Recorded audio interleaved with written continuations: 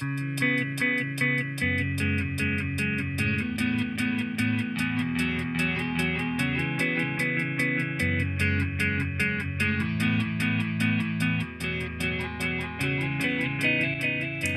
to Real Talk, a podcast where we have real conversations with real people.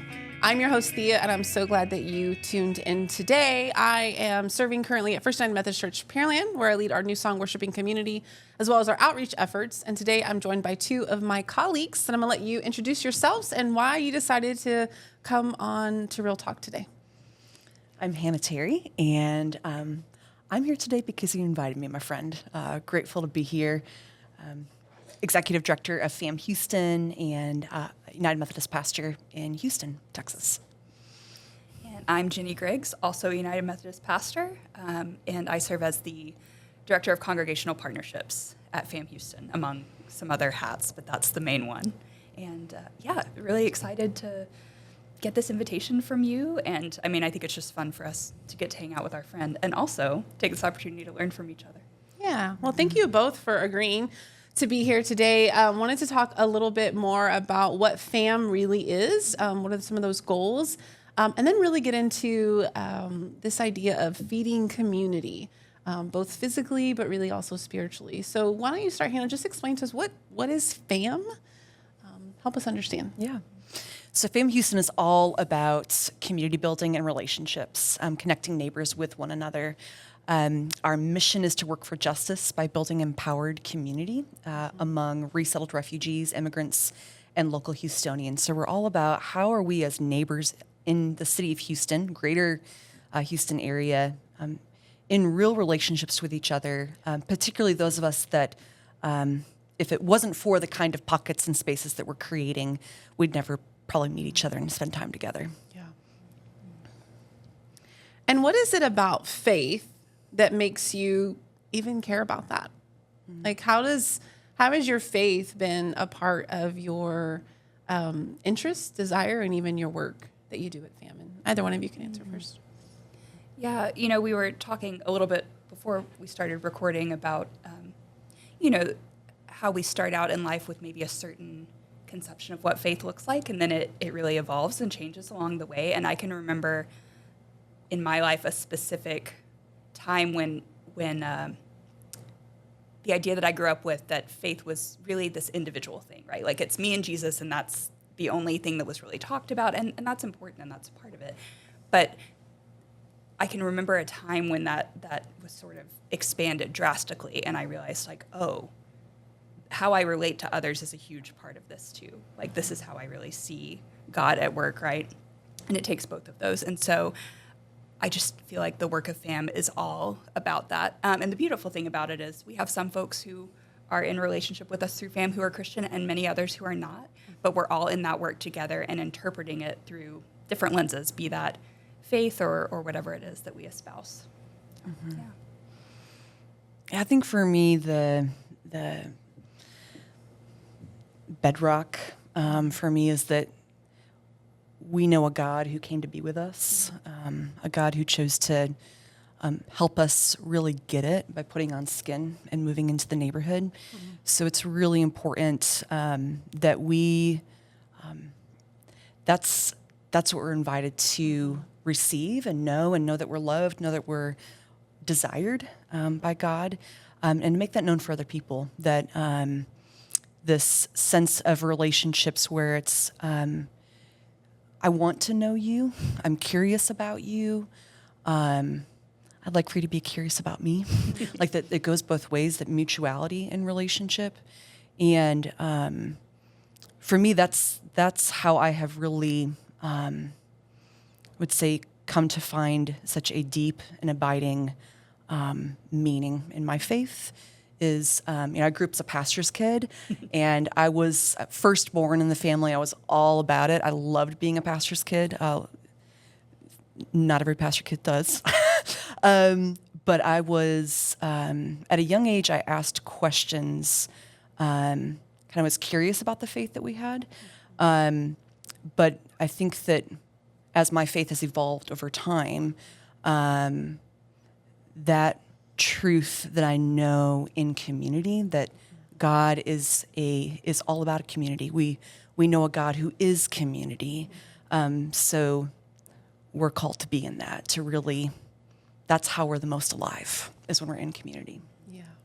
Yeah, that conversation you alluded to about was my revelation, understanding God for the first time as relational. Right. And because I think, though I didn't grow up in church, I definitely had high exposure, and probably now that I think about it, just assumed, people were going and receiving their faith, and it just happened to do it all in the same room. Right. But there was never an understanding or maybe even an example that these people were in relationship with each other. I'm not saying they weren't, but as an outsider, as a visitor, I didn't hear that message. I didn't receive that message, and it wasn't until much later in life where I met some Christians who revealed to me a relational God through their willingness to be in relationship with me.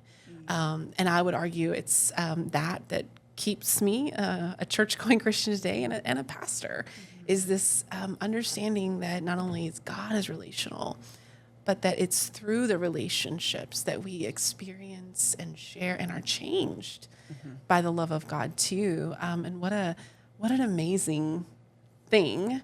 And especially when you think about those who are new to this country, new to this city, new even to a whole brand new way of looking at the world, how a sense of community might really be necessary. And even for those of us who've been here a while, how much we need that too. I know that FAM also does some community garden work, if I'm using the correct terminology. Tell us a little bit about that. What's the idea behind it, and where are you seeing that community shared through that piece of your work as well? Yeah, absolutely. Well, so the name of the community farm that we have is out in Alief. It's called Shamba ya Amani, which means the farm of peace in Swahili. And I was not actually on the staff at the time that the farm came to. It's hard not to use agricultural metaphors. I was going to say came to fruition, but then it's just like you start making all these puns. Anyway, it was really in 2020, as the pandemic was happening. A lot of people were experiencing major shifts in livelihood, access to food, where it may have been a little easier before, but that was really decreased in a dramatic way, in a dramatic sort of timing. So I if I'm right, it started really as a conversation around food access for the women and families who are part of the FAM community, and especially thinking about fresh produce and produce that is significant culturally and like within these families. Like this is a part of their heritage. This food is like their, the food that feeds their souls. Like we all, I think, could name that in our own families and our own backgrounds.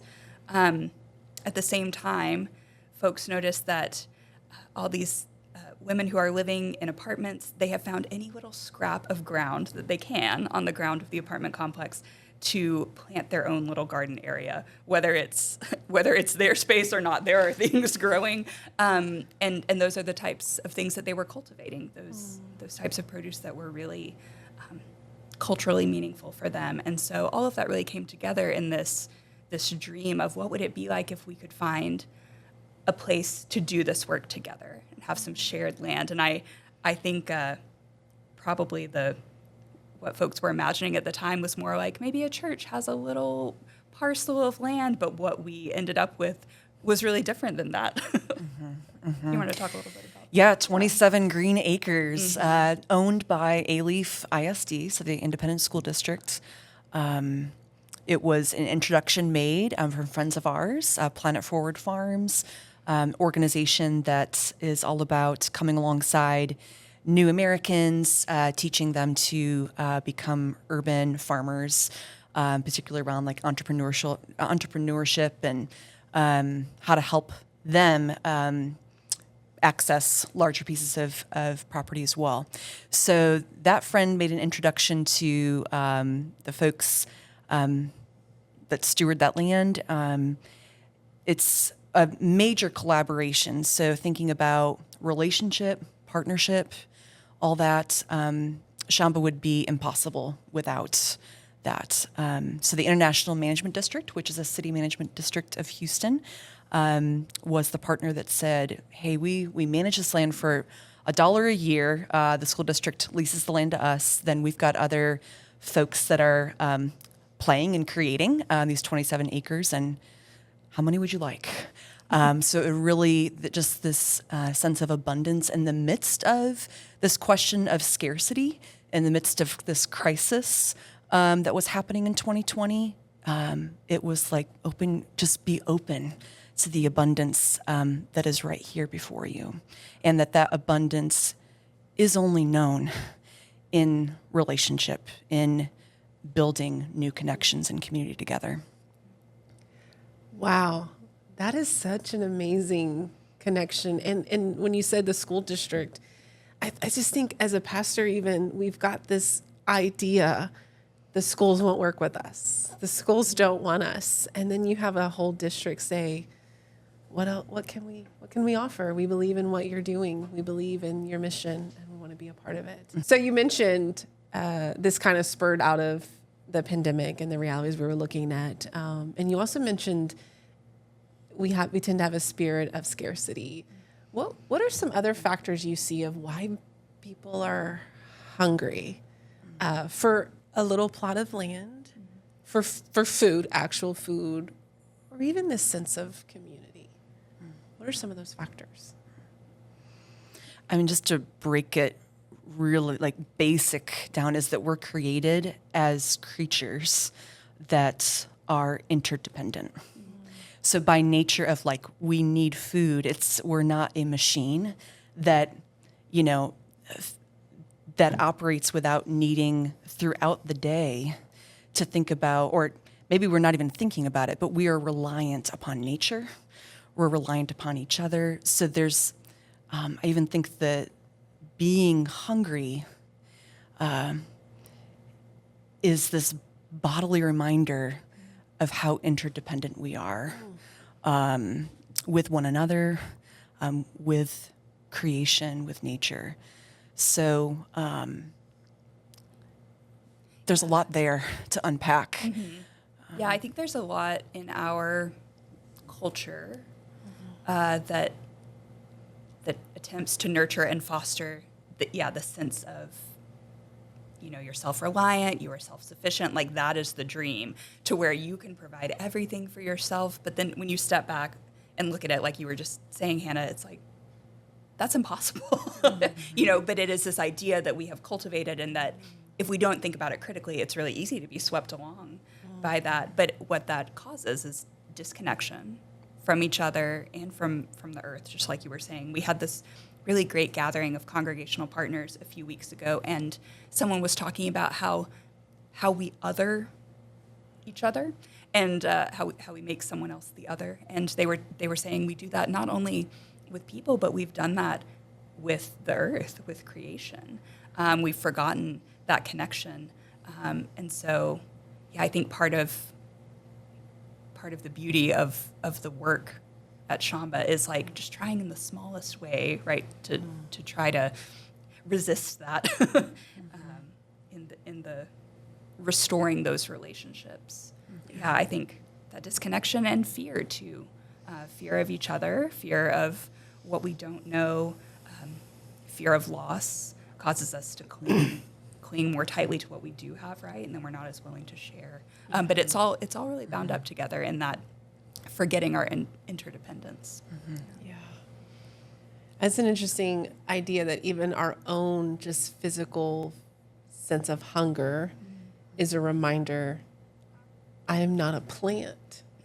I cannot just receive the sun and somehow turn that into energy. I need the sun too, but I don't just sit me by a window and even give me a water every couple days. I'm gonna need some actual food. I'm gonna actually need some other life. Even if you think about that, some other life to come into me, because odds are, if nothing you eat, if you're not eating anything was at one time alive, you're probably not living well either. So, I understand Twinkies might feel that, but I don't think that's probably best. That reality that even in our own physical hunger, it's this reminder of our need for other life. What a powerful understanding. And I might just next time be hungry, be like, oh, that's right. That's right. I need other life.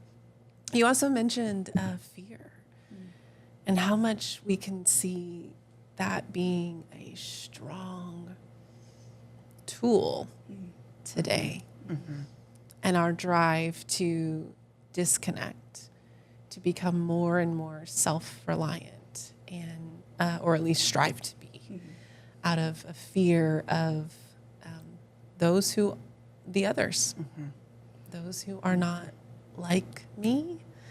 I wonder if you've seen a little bit of that in your work and maybe the outcomes of it. Yeah. Reminds me of, I guess it was a year ago, that I got a text that, so out at Champaya Amani, we're always wanting to be able to play together too, or what are ways that the voices, the personalities, the life together is celebrated in that space. So there is a shed. It's our tool shed. So, you got shovels in there. You've got all kinds of things. And the shed is gorgeous. There's a mural on it. That mural was a community art project that one of our artists in residence, Ibrahim Nascimento, had led the FAM community women through this process of them contributing their favorite fabrics. What are you proud of in terms of your favorite colors, your favorite fabrics? So anyway, that led to this mural that then youth and children helped create. So I got this text that said, hey, there is graffiti on the mural, and the graffiti was hate speech. When I got the text, all kinds of feelings I had. I was irritated, high-level irritation, upset, scared. Scared of our, women who've been out at the farm today, were they being watched and othered in that space? Are they going to be safe tomorrow? This threat of violent language that then, could that turn into violent action?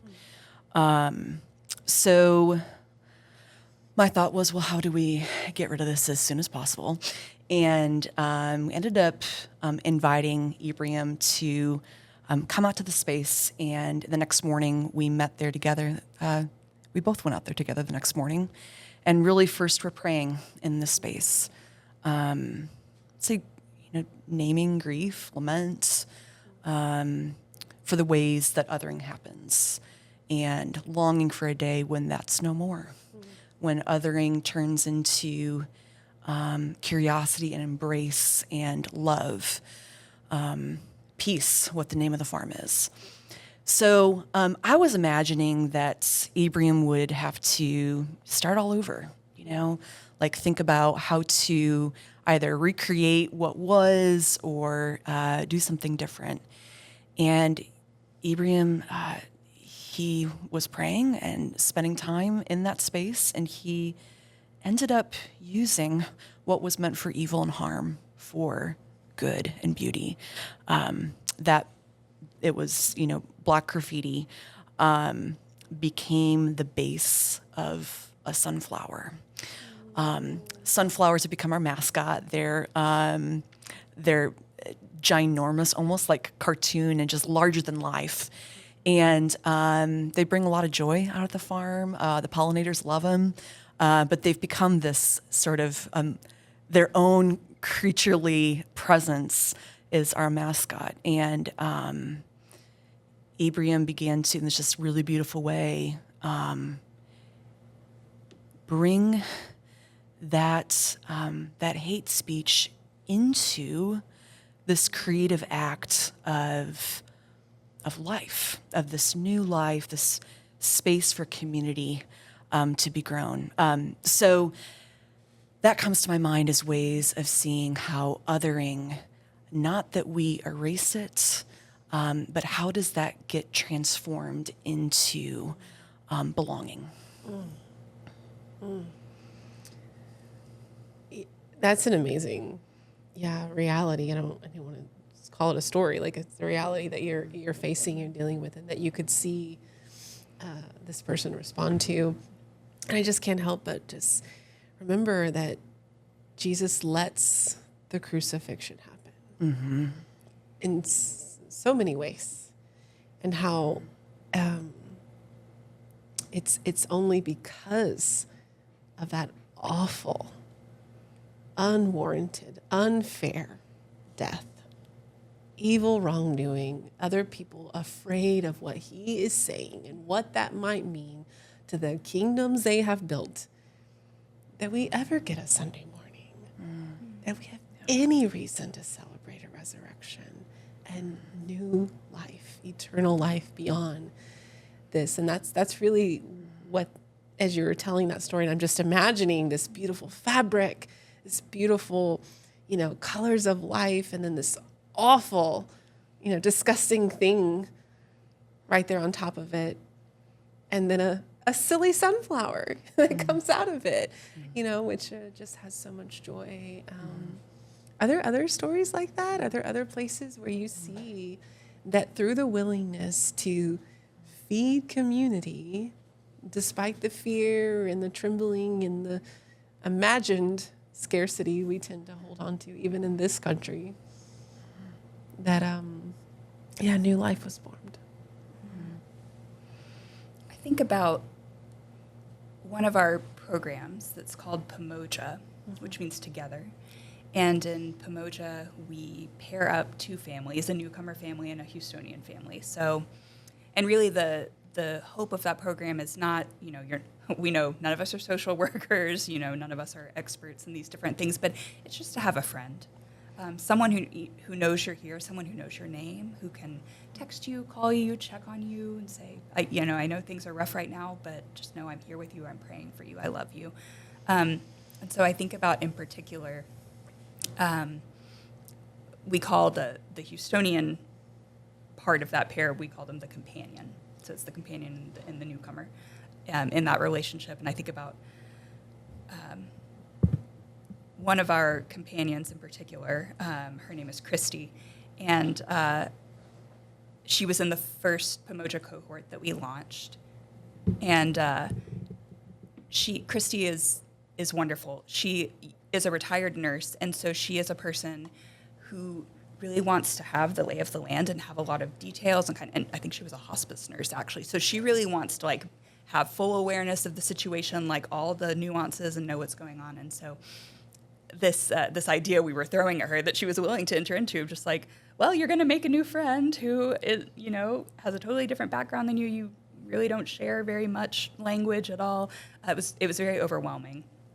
And I think as we were going through the training with all these folks, this first group especially, I kind of wondered, is this going to be too much? Are people really going to want to do this? But they did. We ended up with a group. And I just remember Christy talking about in the first few months of forming the relationship that she has with her partner in that program, that she would go and she would do these home visits, and they would, have a good time, and they were learning things together and enjoying each other. But she just sort of wondered, is this making a difference at all? Chantal is the name of her partner in Pomoja, and she's she just faces so much.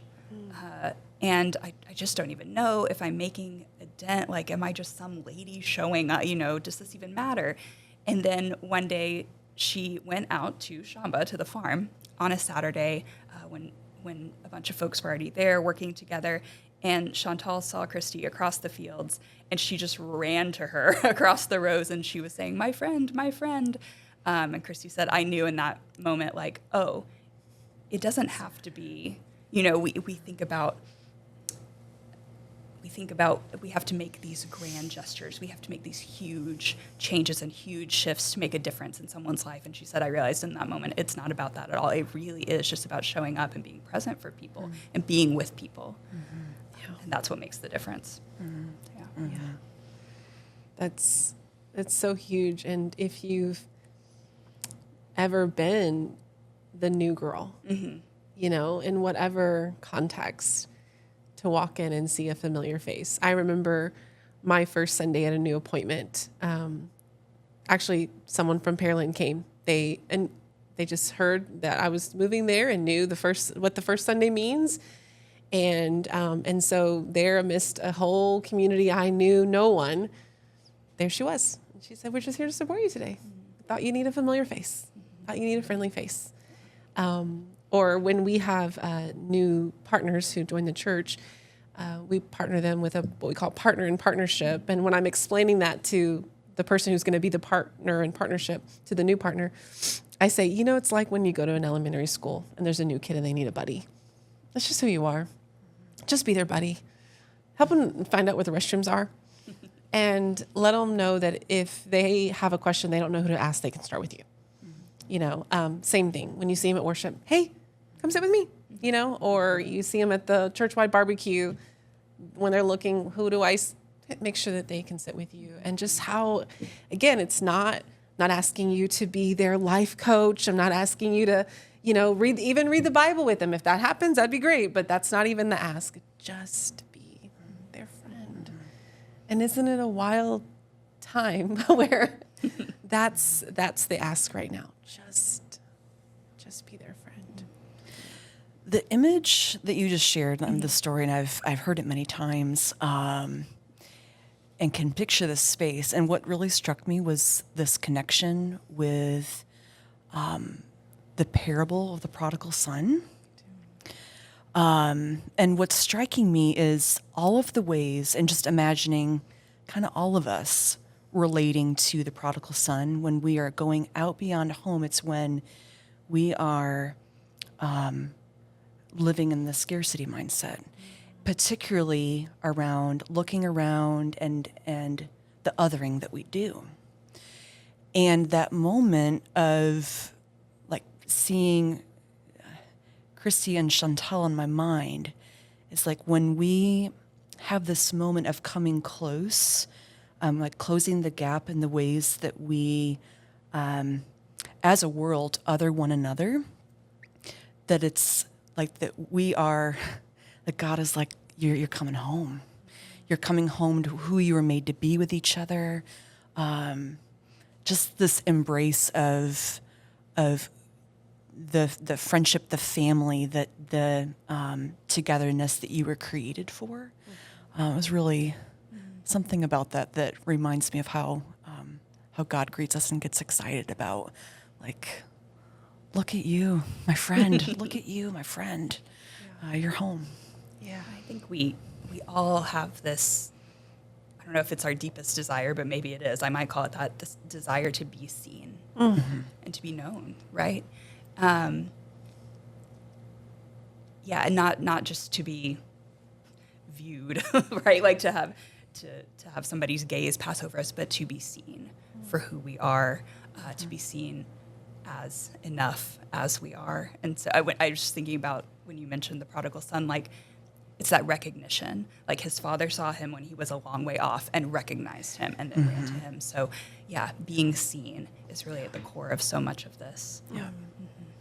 And kind of back to that idea of, you know, I think most Christians today, even if it's just intellectually, can accept that's how God sees me. Okay.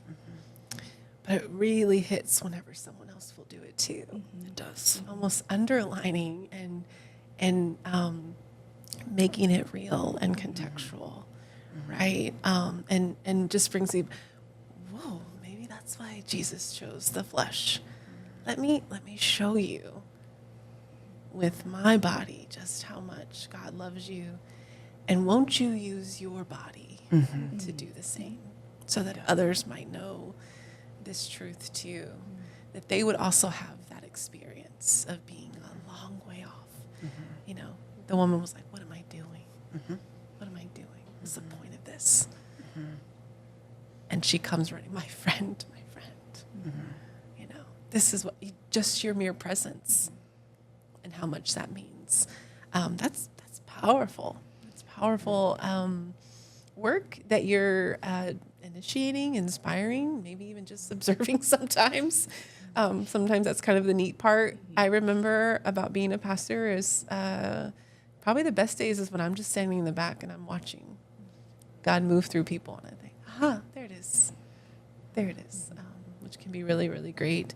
What does the future hold for FAM? What are you working on right now? Where are you hoping that God's taking you guys next?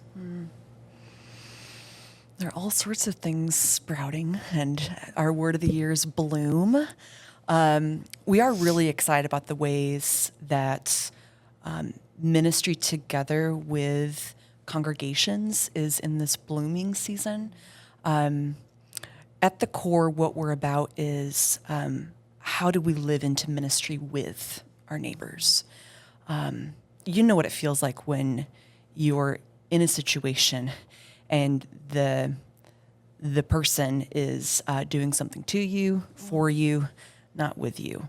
That's the kind of shift that we really long to see made in the world, and are excited to discover with our friends who are in congregations in the greater Houston area. So that's been really exciting to see kind of this fire that's catching around. It's just a little pivot. It's ministry. Okay, ministry to, ministry for, ministry with. It's a slight pivot that when you make that shift of degree, it has a profound long-term effect, and an immediate effect as well. But that's something that, with Ginny's work as the director of congregational partnerships, is there anything else you want to say about that?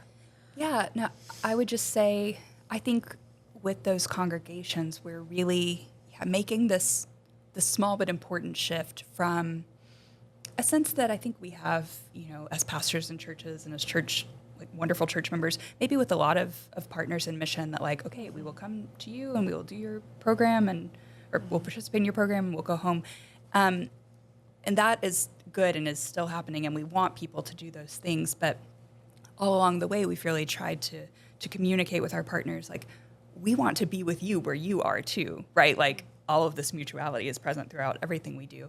And so what does it mean for you to be in a relationship with your neighbors in a different way, and how can we walk with you in that? So I think people are really starting to catch on to that.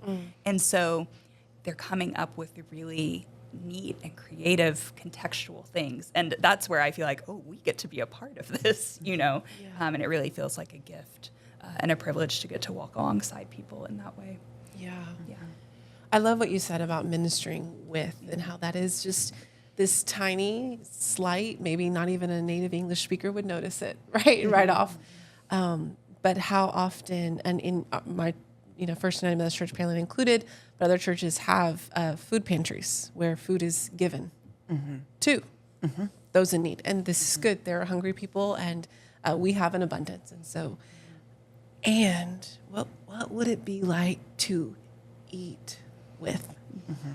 What might we learn about our neighbors in need? What might we learn about ourselves and how we view food and relationships and others who don't maybe look at life the exact same way? That's something that's really been in my heart and mind, as recently kind of overseeing those projects and recognizing we have a lot of partners, and we send dollars, which we need. This world costs some cost, but also beginning to ask that same question: how could we be in ministry with you versus just giving you dollars? Even you need volunteers on this day, or great, but how could we be in collaboration? How can we learn together and grow together to better understand the actual needs, maybe the source of those needs, and then maybe real solutions or real new realities, right? Even kind of moving from that I'm going to come in and fix it mentality, but what's a new reality we could both experience? I just keep remembering to back in seminary, I had a professor who, I went to Southern Methodist University, and I imagine he lived in a very nice gated community up in North Dallas, which, good for him. And his son told the story. His son asked one night at dinner, "Dad, how come some people don't have anything?" And he said he looked right at his son and said, "Well, because we have so much." They don't have anything because you and I have so much. And that always has stuck with me. And as he was willing to admit that, and as I look at my own life and all that I have, what am I willing to give up? Mm-hmm. What am I willing to share? And not just in a sense of loss, but and what might I be willing to gain in that new relationship and connection, that perhaps, God is begging me to be open to, kind of again back when I first started to God is relational. God wants a relationship with me. It was a whole new world.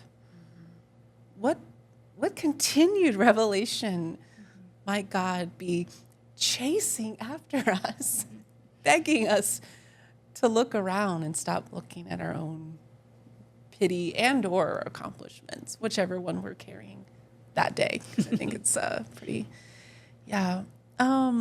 What hope do you have for congregations, for individuals, for those who love and claim a resurrection in Jesus Christ when it comes to people in need of food, of relationships, of community?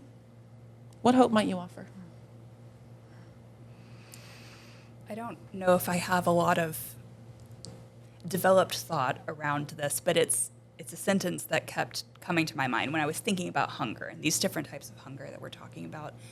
And I believe it's from Searching for Sunday by Rachel Held Evans, which is an older book, but she has this line in it where she said, talking about the kingdom of God, this is not a kingdom for the worthy, it's a kingdom for the hungry. Mm-hmm. And that's just really been resonating with me.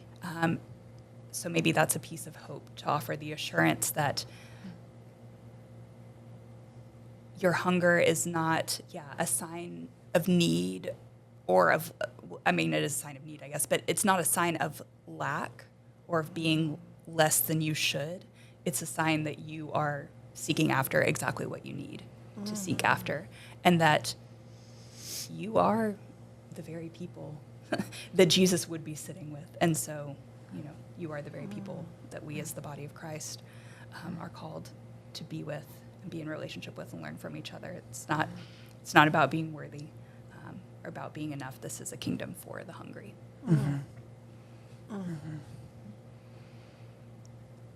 Yeah, I think that just what keeps resonating for me is just imagining Jesus saying, come find me over here. Come be with me. And so in terms of a word of hope to a congregation, people of faith who are seeking to follow Jesus, and what's it look like for us to be a part of communities having what they need, particularly around food, is, gosh, you're going to get to know Jesus even more deeply when you enter into this. If you just come spend time with me. And the word of hope is,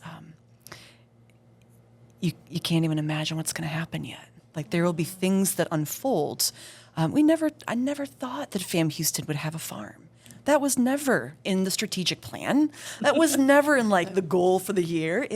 It was this unfolding abundance that, in paying attention and listening to, where was the rub? Where was, if you want to say need, where were we being called to really pay attention and listen to what our neighbors in Houston were up to in gardening, in Section 8 housing, or, different apartment complexes, paying attention. And that's where kind of the hope for us as people who follow Jesus is that when we're paying attention, there we will find God, really that God is finding us. Just two thoughts. When you said a feeling of hunger is not, it's not a sense of your value, I was reminded, to be hungry is to be alive. Yes. When you stop getting hungry, you're dead. Yeah, it's not a sign of, it's not a good sign if you're not, right? It's we know actually, that something's wrong. Yeah. Or even, you might be getting sick and things like that. And that reminder too that Jesus says, follow me. He doesn't even say, believe in me. He says, follow me. Come close. Come hang out. Get to know me. Watch me. Listen to me. I actually ask nothing of you. You don't have to do anything. Just come near. Just come near. And how powerful that can be when we're willing to maybe accept the fact that we are alive with hunger and needs, and that is not a bad thing, but it's a part of being alive, part of our humanity, and that maybe the answers would be to come near, to not turn away from the weirdo who showed up out of nowhere, on the shore, like, wait, who are you, bro? But to say, what might be here? What might I learn? I always like to remind people, I think there's definitely way more than 12 disciples. But I also imagine there's some who hung out for a little bit and then said, I gotta go. This ain't gonna work. This is too much. Oh, no. And maybe later, had a new awakening. But if people are interested and they want to learn more about FAM, about the garden, about this companionship program, what should they do? How can they contact you? What's the next step? Come hang out. Yes. We would love to see. We'd love to. So every Saturday, Shamba Amani is open. I mean, it's actually open all the time. There's no locked door. There's no gate around the farm. So if you are in the A-Leaf neighborhood, you want to stop by at any point, 8401 Dairyview Lane. Not sure on the zip, but Google Maps will help you. It actually is on Google Maps. So you type in Shamba, Shamba, Y-A, Amani, Amani, 3 words. You'll find us on Google Maps. So every Saturday about 9 to noon, unless it's real rough weather in terms of rain, we're there. And I would say that is, it's always an open invitation, and the best way to really taste and see is to show up. You can find us on social media, FAM Houston TX. We're on Instagram and Facebook, and you can find us online, famhoustontx.org. But we would love to hear from you. We're, again, this image of it's like we come to know more of who we are, the more that we get to know you, the more that those relationships are forming. It's part of our identity as people and as a community is in those new connections that are ever new. We have to grow in terms of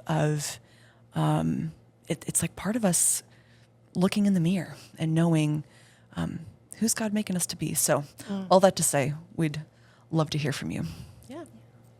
Awesome. Well, thank you both again for coming and being willing to share a little bit more about the FAM community and just community in general and how it really does feed us and this human aspect of who we are. Thank you for tuning in for this episode of Real Talk, and I hope that we will see you again next time. Thanks.